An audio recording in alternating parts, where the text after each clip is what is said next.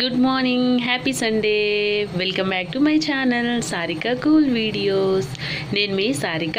So friends, ఈరోజు నేను fish కర్రీని చాలా టేస్టీగా ఎలా చేసుకోవాలో, ఇంకా చాలా సింపుల్గా ఎలా చేసుకోవాలో ఈ వీడియోలో చూపిస్తాను.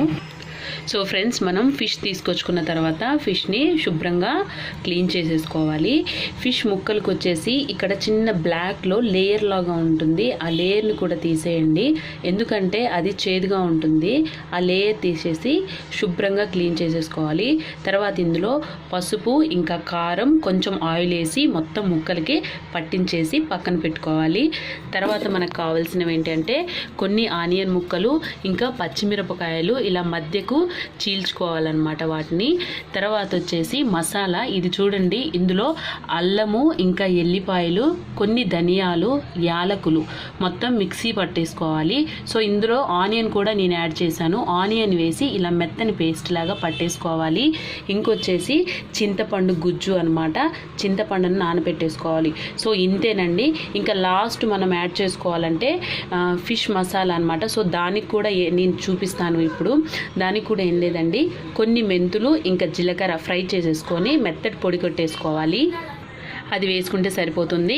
ఇంకా చివరిగా మనకు కొత్తిమీర యాడ్ చేసేసుకుంటే ఎంతో టేస్టీగా ఉండే ఫిష్ కర్రీ మనకు రెడీ అయిపోతుంది. సో ఇప్పుడు ప్రాసెస్ నేను చూపిస్తాను. ఫస్ట్ మనం ఆయిల్ యాడ్ చేసుకుందాము.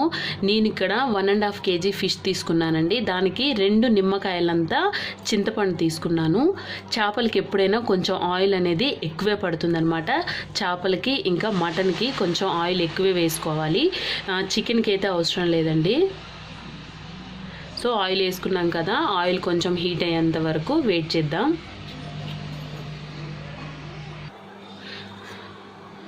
ఆయిల్ హీట్ ఎక్కింది కాబట్టి మనం ఉల్లిపాయ ముక్కలు వేసుకుందాం ఫస్ట్.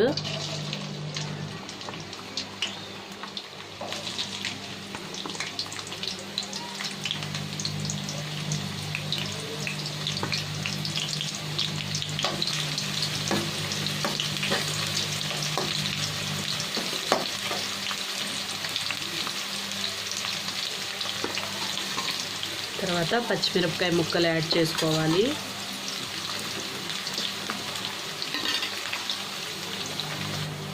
ఇప్పుడు ఉల్లిపాయ ముక్కలు మగ్గాయి కాబట్టి మనం ప్రిపేర్ చేసుకున్న ఈ అల్లం పేస్ట్ వేసేసుకుందాము.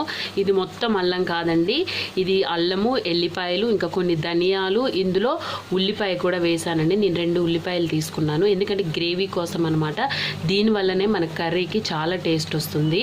సో ఇంకా కొన్ని యాలకులు తీసుకున్నాను మంచి స్మెల్ కోసం, ఇంకా అలాగే టేస్ట్ కూడా బాగుంటుందండి.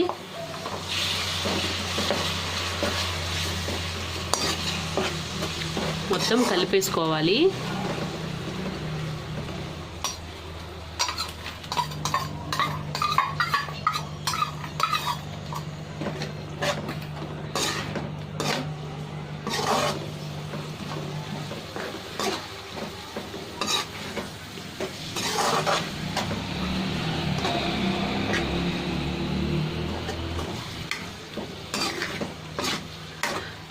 మనం ఉల్లిపాయల్ని సపరేట్గా కూడా పేస్ట్ పట్టుకోవచ్చు, కానీ నేను అల్లము ఇంకా ఎల్లిపాయలు ఇందులోనే కలిపేసి పట్టేశాను అనమాట. ఇలా పట్టడం వల్ల టేస్ట్ అనేది బాగుంటుంది.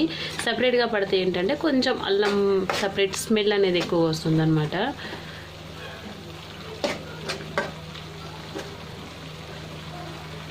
ఇప్పుడు సాల్ట్ యాడ్ చేస్తున్నానండి ఇందులో.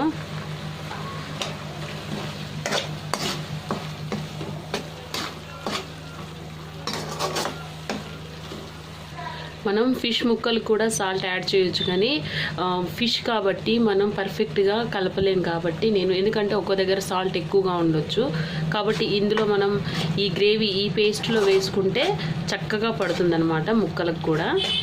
అందుకని నేను ఇందులో వేసుకున్నాను సాల్ట్. ఇప్పుడు మనం ఫిష్ ముక్కలు వేసేసుకుందాము.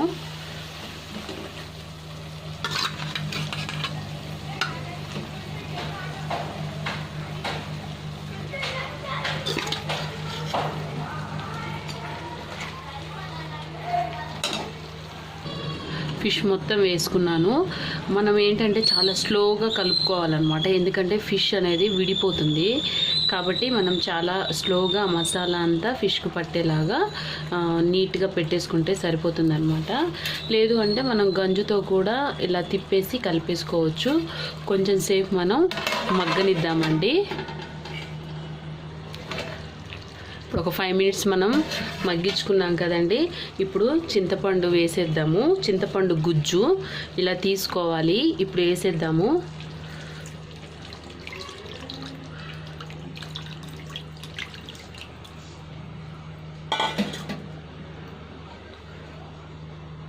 ఒకసారి కలిపేసుకోవాలి.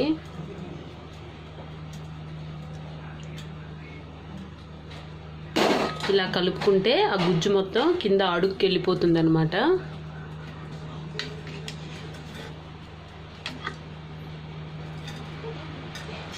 ముక్కని చాలా జాగ్రత్తగా మనం కలపాలండి, ఎందుకంటే ముక్క విడిపోతుంది అన్నమాట.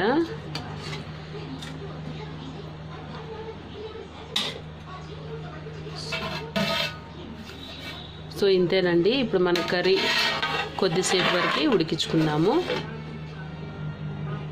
ప్రాసెస్ అయితే ఇంతేనండి. ఫిష్ కర్రీ చేయడం చాలా ఈజీ అనమాట.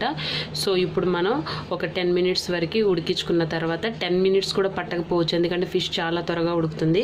అయితే నేనేం చేశానంటే దీన్ని మీడియం ఫ్లేమ్లో పెట్టాను. ఒక 10 మినిట్స్ వరకు మనం కర్రీ ఉడికించుకుందాము.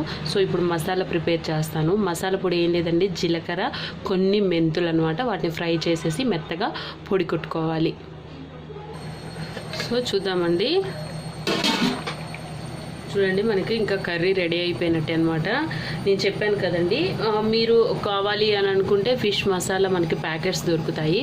కానీ ఇప్పుడు నేను చెప్పేది ఈ మసాలా వేస్తే టేస్ట్ సూపర్ ఉంటుందండి. చాలా టేస్టీగా ఉంటుంది. కొంచెం కూడా మనకి నీసు వాసన అనేది ఉండదన్నమాట ఫిష్.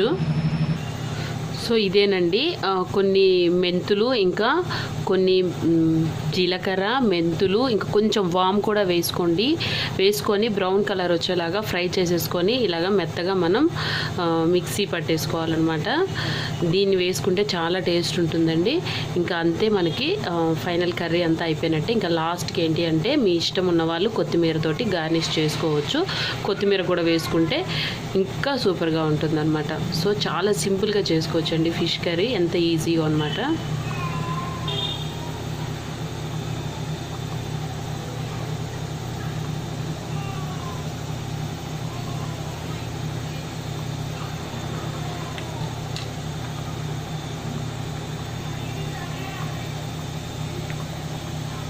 ఒకసారి ఇలా తిప్పేసుకుంటే సరిపోతుంది. పొడి మొత్తం కలిసిపోతుంది అందులోకి.